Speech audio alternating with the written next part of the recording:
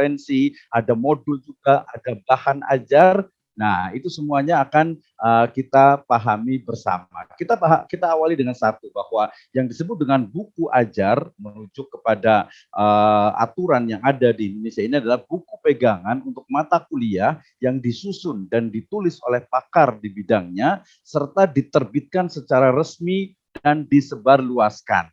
Nah, di sini ada sedikit nanti perbedaan antara buku ajar atau textbook. Karena yang mengadakan ini adalah penerbit Bintang, otomatis ya harus ada kata-kata diterbitkan dan juga disebarluaskan. Ya, karena kalau hanya untuk mahasiswa saja, ya berarti itu memang internal, ya bahkan mungkin ISBN-nya pun kadang tidak diperlukan. Tapi di sini saya lebih berpegang kepada buku ajar itu adalah yang dia itu jelas ditulis oleh seorang pakar di bidangnya, kemudian diterbitkan, ada ISBN-nya ya secara resmi dan disebarluaskan. Dan tentu saya ambil juga dari definisi dari Pak Suharjono mengatakan bahwa buku ajar merupakan buku yang digunakan sebagai buku pelajaran dalam bidang studi tertentu atau dalam rumpun ilmu tertentu. Sehingga kita bisa pahami buku ajar adalah buku yang digunakan oleh seorang guru atau oleh seorang dosen ya pada satu bidang tertentu yang kemudian dia dituliskan, diterbitkan dengan adanya ISBN dan juga disebarluaskan. Nah, dari sini kemudian kita bisa memahami ya bahwa buku ajar itu dia berbeda dengan buku teks ya dan juga diktat. Nah, ya kita ambil fokus di buku ajarnya. Berarti dia bicara tentang ketika kita menulis sebuah buku ajar, otomatis kita secara spesifik itu memang menulis untuk siapa? Untuk mahasiswa. Ya, untuk mahasiswa, walaupun nanti orang awam, orang umum boleh membacanya, tapi di situ memang ada apa? Ada sesuatu yang menarik pembaca untuk bisa membacanya. Dan memang ada ya berbeda nanti dengan buku populer, apalagi buku fiksi umpamanya ya, ketika judulnya itu A ternyata dalamnya itu kadang berbeda B gitu ya. Dalam buku ajar berarti dari mulai nanti pilihan judulnya kemudian sampai konten yang ada di dalamnya itu jelas mewakili dari satu bidang ilmu yang dibuat oleh seorang pakar. Sehingga memang ini secara khusus itu ketika bicara tentang buku ajar itu dikhususkan untuk mahasiswa. Disebarluaskan, otomatis dia juga menjadi konsumsi publik. Nah, kemudian juga ketika juga bicara tentang buku ajar juga, di sana kita mengenal banyak sekali jenis-jenis buku ya.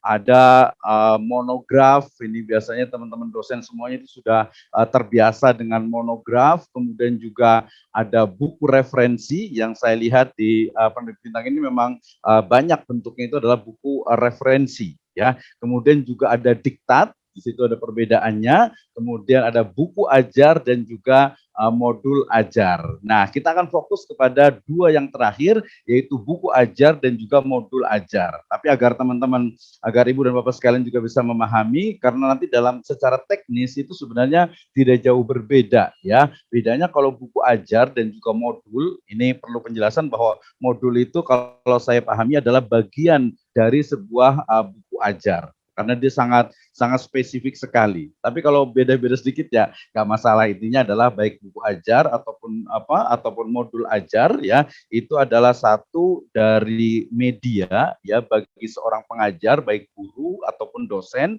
untuk memberikan pemahaman kepada siswa atau mahasiswa dalam bentuk tulisan ya, buku. Oke, ya buku itu sekarang kan bukan hanya bicara tentang hard copy tapi sudah e-book. Nah, dari sini kita mengetahui juga nih ya bahwa ketika bicara tentang monograf gitu ya, kemudian bicara tentang buku referensi ya, kemudian ada diktat. Nah, di sini memang ada perbedaan sedikit nih antara diktat dengan buku ajar. Tapi saya pikir ini tidak usah diperluas. Kenapa? Karena intinya nanti kita bisa mampu untuk membuat sebuah tulisan, ya, membuat tulisan menjadi sebuah buku, dan buku itu nanti kalau hari ini bicara tentang buku ajar maka dikhususkan untuk pelajar dan juga mahasiswa. Baik, Ibu dan Bapak sekalian, kemudian ketika bicara tentang juga perbedaan, ini poin perbedaannya agar lebih jelas lagi nih ya, ketika buku referensi itu jelas dia juga adalah hasil dari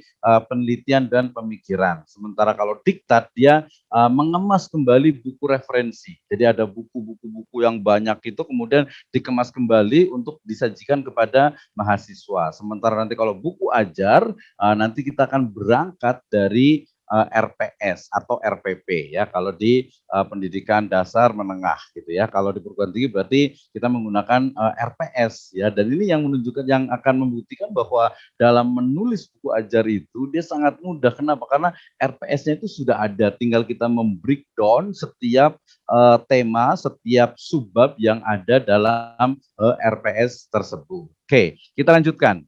Nah, ini juga lebih detail lagi karena tadi mungkin masih agak yang sedikit bingung apa nih bedanya antara buku teks dengan buku ajar. Kita lihat ya. Ini memang agak sedikit rancu nih ketika saya ini buku ajar atau buku teks. Beberapa referensi mengatakan buku teks itu ya buku ajar ya. Tapi kita lihat dulu bahwa buku teks itu mengansumsikan minat ya dari pembaca. Ya, jadi dia memang mengarahkan kepada pembaca itu untuk memberikan penafsirannya. Sementara kalau buku ajar karena dia lebih spesifik untuk mahasiswa dan juga siswa, maka dia menimbulkan minat dari pembacanya. Dalam hal ini adalah tadi mahasiswa. Ya, kemudian juga ditulis terutama untuk digunakan dosen atau untuk pembaca umum. Ya, sementara kalau buku ajar dia lebih spesifik digunakan untuk mahasiswa. Nah, ya, tentu saja kalau buku teks itu dirancang untuk dipasarkan secara luas ya, dan juga kalau buku ajar dia lebih kepada menjelaskan tujuan dari instruksional dalam sebuah rancangan pembelajaran. Nah, ini agak sedikit perbedaan terkait dengan buku teks dan juga buku ajar. Dalam beberapa pemahaman dianggapnya itu sama gitu ya, tapi intinya adalah bagaimana kita menulis sebuah buku ya. Hari ini tema webinar kali ini adalah menulis sebuah buku yang diturunkan dari RPS. Kalau guru berarti dari RPP yang ada. Baik, Ibu dan Bapak sekalian, ketika bicara tentang tadi buku teks dan buku pelajaran atau buku ajar, maka kita harus paham bagaimana sebenarnya karakter, ya ciri-ciri dari buku ajar itu sendiri. Nah, pertama tentu saja namanya buku ajar itu kan adalah hasil dari pemikiran seorang guru atau seorang dosen. Tentu saja dia harus logis, kemudian juga sistematis, ya, dan tentu saja dia akan diperkaya dengan sifat-sifat empiris. Ya, ada case study, ada studi kasus. Nah, bagaimana? Tentu saja dia disesuaikan dengan rencana pembelajaran. Kita ketahui bersama bahwa RPS itu sejatinya adalah rencana pembelajaran yang dipakai hanya 1 semester saja gitu ya. Semester berikutnya bisa jadi akan ada perubahan-perubahan. Contohnya semester sekarang mungkin kita masih menggunakan blended learning, sehingga blended learning itu akan muncul di RPS. Tahun depan bisa jadi ketika COVID-19 ini sudah tidak ada, maka RPS itu akan berubah karena mungkin langsung full tatap muka atau mungkin malah menjadi digital class dan lain sebagainya. Ya, nah sifat dari buku ajar ini dia mindful. Ya, artinya memang memberikan perspektif baru bagi peserta didik ya, supaya mereka itu lebih kritis. Ya, pengalaman saya beberapa kali menulis buku ajar, ternyata memang dari pilihan bahasa itu kadang pun sedikit berbeda. Kenapa? Karena ketika menulis buku ajar ini biasanya kita membawa imajinasi kita kepada seolah-olah itu apa? Seolah-olah itu kita berada atau berhadapan dengan siswa atau mahasiswa kita. Ya, ini perspektif yang digunakan. Kemudian juga tentu saja dia akan mendorong motivasi belajar siswa supaya mereka itu belajar tanpa harus disuruh. Ya, nah tanpa harus disuruh atau tanpa, bahkan kalau bisa itu tanpa ada tanpa adanya penjelasan berikutnya. Kenapa? Karena di sana memang ada instruksionalnya, ada tujuan pembelajaran yang sudah jelas, nanti ada rangkumannya, bahkan sampai kepada soal plus jawaban biasanya di akhir jawabannya itu. Nah, nanti dengan konsep perkembangan dari teknologi ini sangat mungkin sekali kita hanya meletakkan dari barcode di ujung dari tadi buku ajar kita, kemudian nanti mahasiswa atau siswa akan scan barcode itu untuk melihat jawaban. Jadi nggak langsung di situ gitu. Ini satu yang menarik juga gitu. Kemudian nanti juga bisa kita kaitkan di barcode itu ya dengan mungkin di-linkkan dengan berbagai video, berbagai mungkin informasi yang lainnya. Nah, karena buku ajar ini dia membawa mahasiswa atau siswa itu agar tertarik untuk belajar dan dia itu juga bisa belajar dengan sendiri, maka dia itu harus apa? Ya, dia menjadi media bagi peserta didik untuk belajar mandiri. Ya, nah penyajiannya tadi menggunakan bahasa yang memang mudah dipahami seperti hari ini, seperti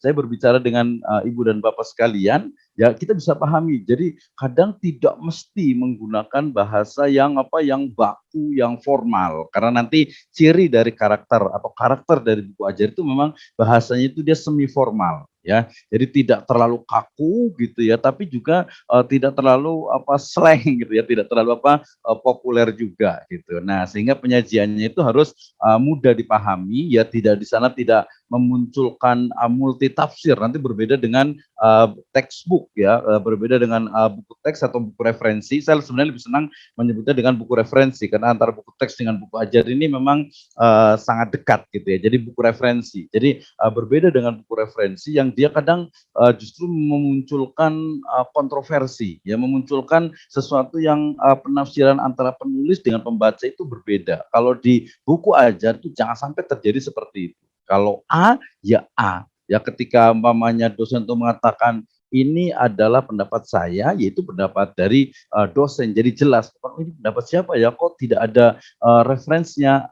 Tidak seperti itu. Dan juga tetap relevan. Relevan dalam hal ini tadi, ya jangan sampai ya kalau sebagai dosen kita itu ya sebagai guru juga sama. Hari gini masih menggunakan RPS umpamanya 2 tahun yang lalu, apalagi sampai 5 tahun yang lalu, aduh sudah out of date ya, sudah ketinggalan zaman sekali. Nah, tetap relevan artinya ya dia betul-betul aktual ya. Jadi yang ada di buku ajar itu ya yang ada kalau bisa itu pada hari ini ya. Bagaimana umpamanya RPS atau buku sekarang nih, buku yang terbit di tahun 2021 ini umpamanya itu harus terkait dengan ya pandemi COVID-19. Ya, kenapa? Karena memang itu faktanya gitu, dan itu memang yang terjadi dan sangat relevan saat ini. Bagaimana nih? Ya nanti kalau teman-teman di pendidikan akan bicara bagaimana dengan metode, cara, kemudian juga mungkin strategi-strategi pendidikan di era pandemi, kemudian juga bagaimana kurikulumnya, sampai ya beberapa riset menunjukkan di awal itu para guru ya sampai sekarang pun ya dosen gitu ya yang mungkin dari zaman old gitu ya, itu akan agak kesulitan ya. Di kami sendiri kadang ada satu dosen yang dia itu sudah ya sangat senior sekali sehingga agak sangat sulit untuk ketika belajar ya menggunakan media Zoom, menggunakan Webex, menggunakan juga mungkin Google Meet ya, bahkan sampai menggunakan e-learning 4.0 itu dia agak kesulitan. Nah, ini tentu saja ini sebenarnya tidak boleh terjadi pada dosen dan guru yang dia harus tetap mengikuti perkembangan zaman dan juga teknologi. Nah, ini yang menarik ketika buku tadi referensi, dia penggunaan ilustrasi itu biasanya ya ada, tetapi kadang tidak terlalu banyak gitu ya. Maka dalam buku ajar itu sudah selayaknya ilustrasi itu harus ada. Bahkan gabungan antara audio dan juga video book, dia sudah menggabungkan antara buku ya, buku ajar ini, kemudian dia diletakkan di situ barcode atau link tertentu yang kemudian itu akan menjelaskan ya ilustrasi yang lebih detail terhadap apa yang dipahami oleh siswa. Bisa jadi ya sekarang ini siswa dan juga mahasiswa itu bukan lagi membaca ya buku, dalam artian itu bukan membaca buku dalam bentuk hard copy, tapi dia sudah membaca e-book. Nah, ini justru menjadi satu perkembangan yang luar biasa ketika e-book itu ada, mereka membacanya itu menggunakan gadget mereka, sehingga kemudian ketika ada umpamanya penggunaan ilustrasi itu akan dengan mudah bisa dengan klik, bahkan dengan mungkin multimedia itu sudah kelihatan di situ bagaimana ilustrasi penjelasan ya, ilustrasi gambar, video, suara dan sebagainya ini akan lebih memudahkan, dan ini saya rasa memang menjadi tren dari pembelajaran di masa yang akan datang. Nah, juga jangan lupa dia menggunakan sudut pandang yang jelas ya, tidak membingungkan karena memang ketika menulis itu kita seperti ya sedang mengajar siswa atau mahasiswa kita. Oke. Nah, ini karakter dari buku ajar ya. Pak Kemudian yang Misto, berikut ya. mohon maaf Pak, mengingatkan mungkin 5 menit lagi ya Pak.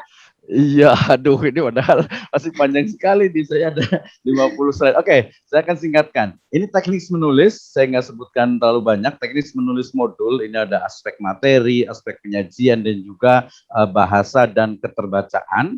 Kemudian ini format dari buku ajar, ini boleh dibaca gitu ya. Kemudian manfaat menulis buku ajar juga kita lihat nih, dosen pasti tahu ya bahwa ternyata ini sampai ke 20 ya, dan juga kalau buku referensi itu 40, kan luar biasa sekali.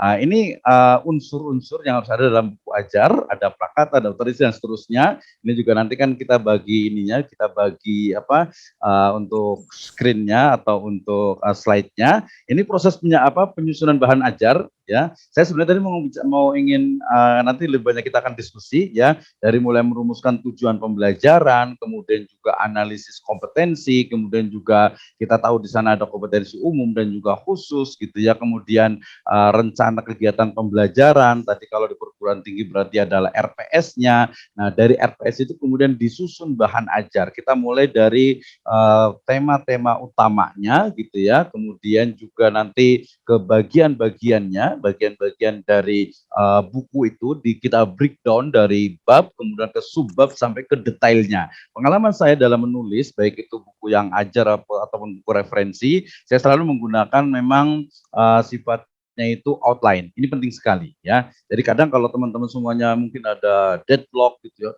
mau nulis apa lagi nih gitu ya. Nah, itu sebenarnya kita bisa selesaikan dengan diawali dengan outline. Nah, outline ini macam-macam. Ada yang sifatnya itu memang tertulis, tapi ada juga yang memang dia tersave, tersimpan itu di otak ya. Ketika saya menulis tentang saya memang backgroundnya itu lebih banyak ke Islamic law, ke bisnis, ekonomi syariah, sehingga buku saya itu kebanyakan di bidang sana. Dulu saya sering menulis antropologi dengan etnografi gitu ya. Kemudian sekarang karena lebih banyak ke Islamic economy bisnis, saya ke sana. Nah, how to write your own textbook di sini nih ya. Jadi ada judul, ada penulis. Ini cuma 3 aja, halaman judul, halaman inti, dan juga halaman penutup. Nah, ini struktur bahan ajarnya. Ya ini standar lah ya, semua dosen guru juga tahu seperti ini. Kemudian ini sebenarnya saya ingin menjelaskan di sini ya. Ketika ada satu RPP ataupun RPS, kemudian di sana itu ada pertemuan pertama gitu ya sampai ke 12, ya gampang sekali. Tinggal di pertemuan pertama itu menjadi bab 1.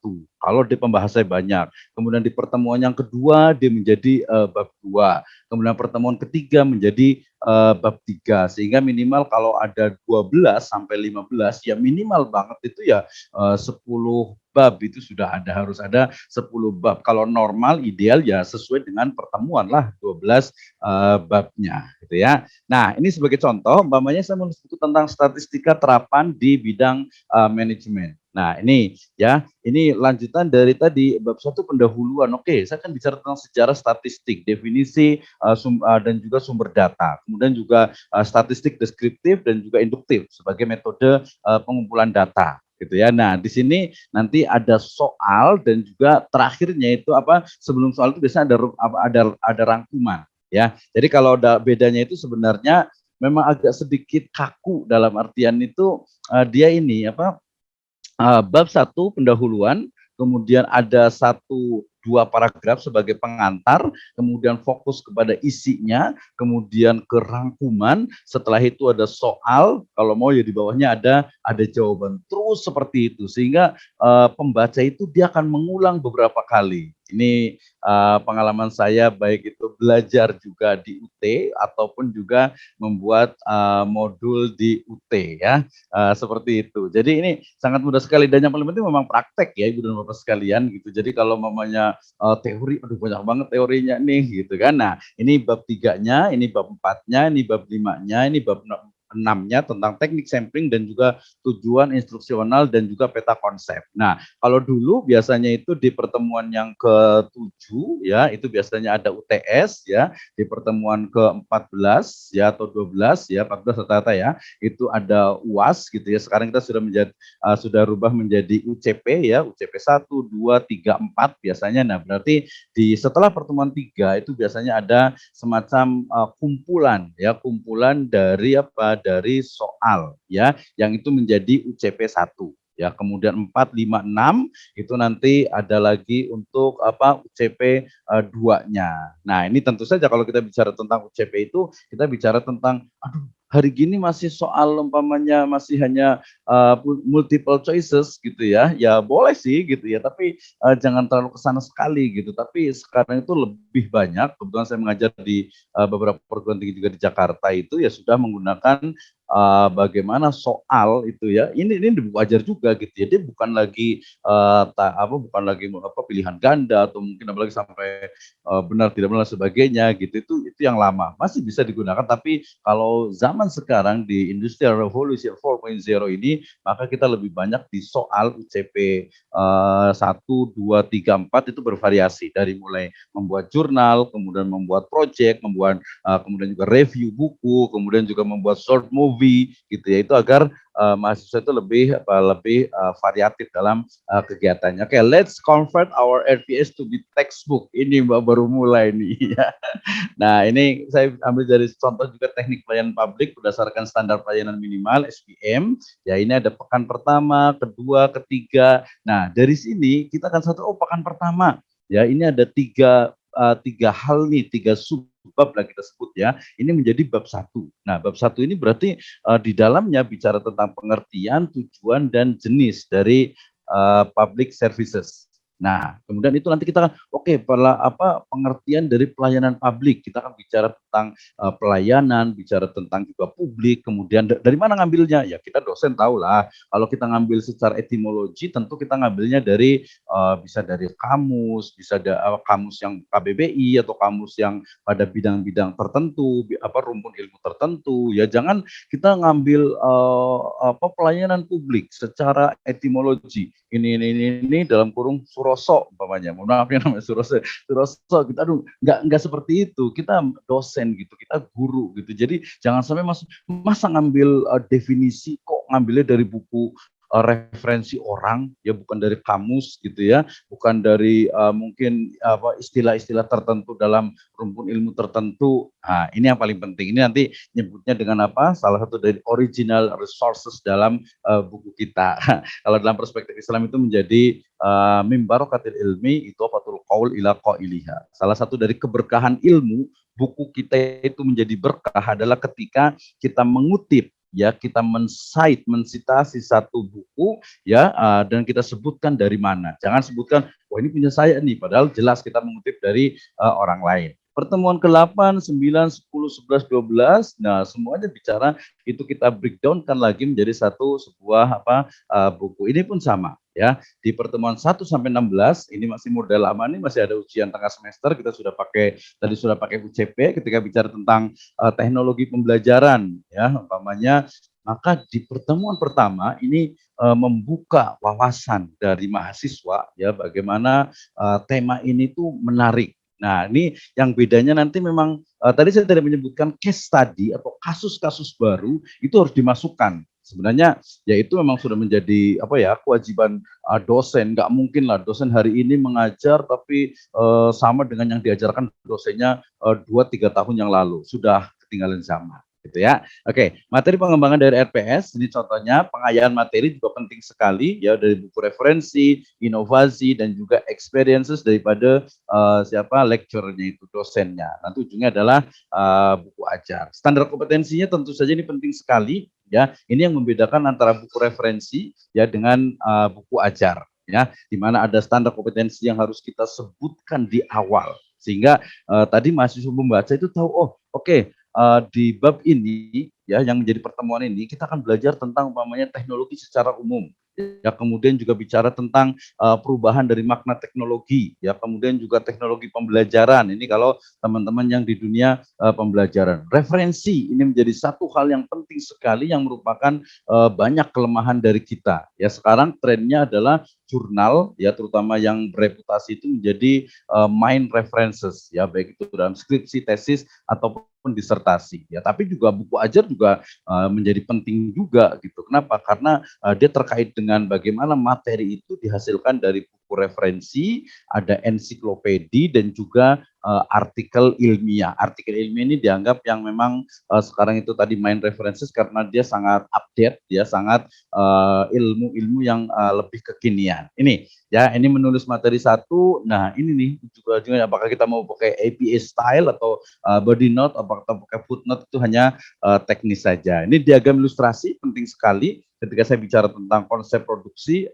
Ini yang paling banyak nih yang seperti ini yang membuat pemahaman itu lebih mudah. Biasanya di slide juga sama seperti ini. Ya, ini tabel juga, pilih, kemudian tulis, timbang. Ini terakhir dari saya, yaitu cara mudah menulis baik itu jurnal ilmiah ataupun buku ajar. Metode hanya tulis saja.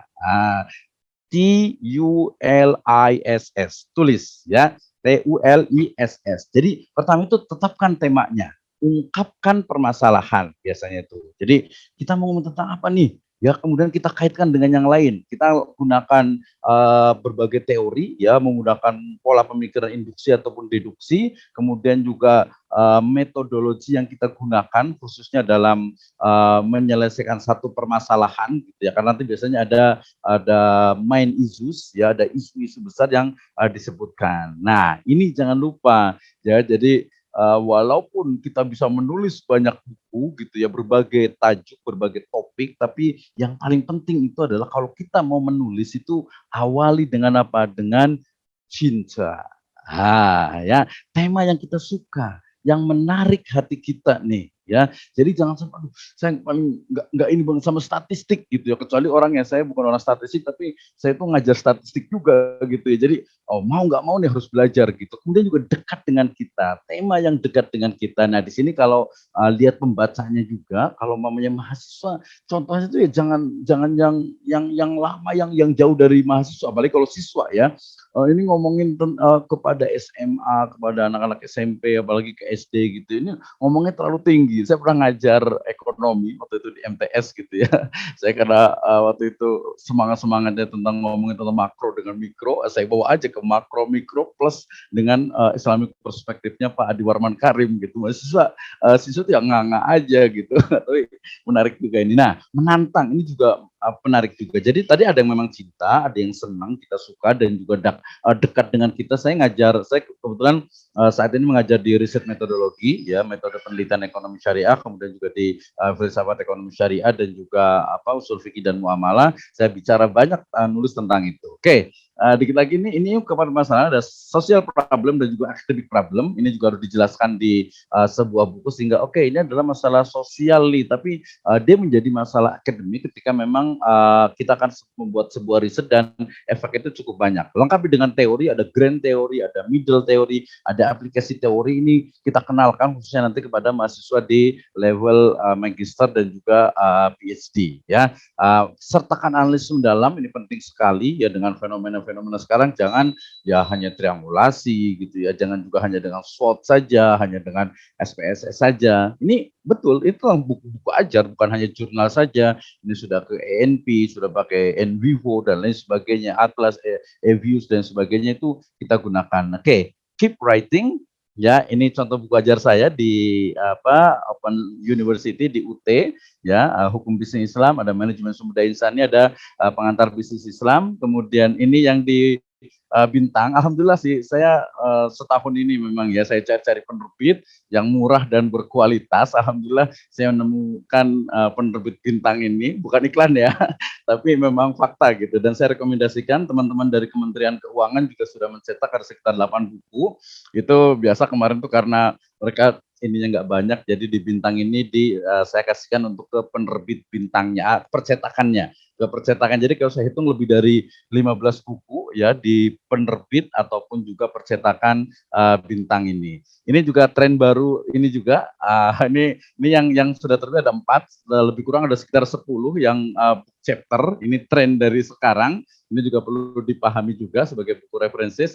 Is a me. Oke, thank you very much. Terima kasih, jazakumullahu khairan. Itu dari saya. Mohon maaf atas segala kekurangan. Wallahu a'lam bishawab. Assalamualaikum warahmatullahi wabarakatuh.